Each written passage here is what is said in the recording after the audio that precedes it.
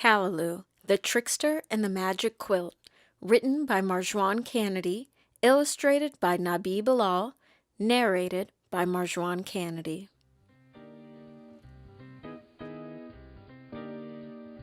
On a warm spring day in Harlem, Zoe and her friend Winston enjoyed a glass of sweet tea and a bowl of callaloo on her grandma's stoop.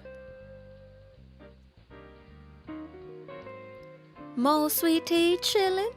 asked Grandma. "Yup, more for me," shouted Winston. "Wait till you try my gullah gumbo," said Grandma. "It'll go perfect with your auntie's callaloo. Now come on inside, smells like rain is coming." "Grandma, where did you learn to cook?" asked Zoe. "Big Mama taught me when I was your age," replied Grandma. "Back when we lived in the gullahs down in the low country." "The gullahs are a special place for our family," explained Grandma. "Our history got roots in the land, in the food, and in the Gullah Geechee language. One way our family told stories was through quilting."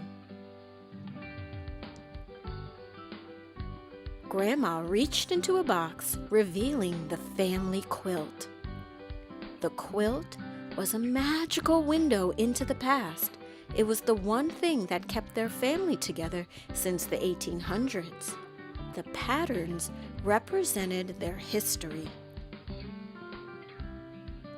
"Big Mama and I stitched this patch of that tricky bruh rabbit," said Grandma. "But what about that big hole?" interrupted Zoe. "Oh, baby, that patch been lost for some time now. The family legend is that the secret ingredient to Big Mama's gumbo is in that patch. Ever since the patch gone missing, the family just don't get together no more," said a saddened Grandma. Zoe comforted Grandma when suddenly thunder and lightning struck, leaving complete darkness. "I knew I smelt a storm," shouted Grandma. "Chillin', use these flashlights and stay put." Winston wrapped himself in the family quilt, playing with his flashlight. "Ooh, look at this," whispered Winston. Zoe read the magical words that were interwoven in the quilt. "If you ain't know where you come from," when suddenly the quilt lit up, leaving the children in awe.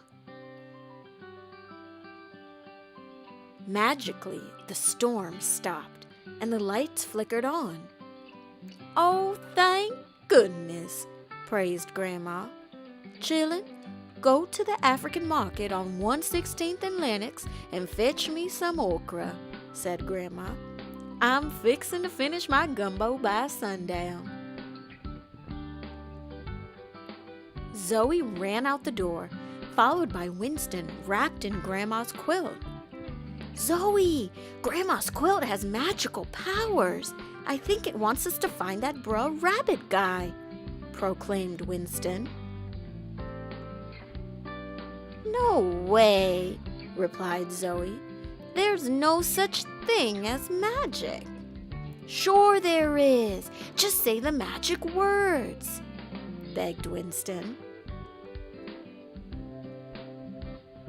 Giving in, Zoe repeated the magic words written on the quilt, once, twice, and a third time, when suddenly the quilt lit up, draping itself over Winston and Zoe, magically transporting them from Harlem to the Gullah Sea Islands in South Carolina.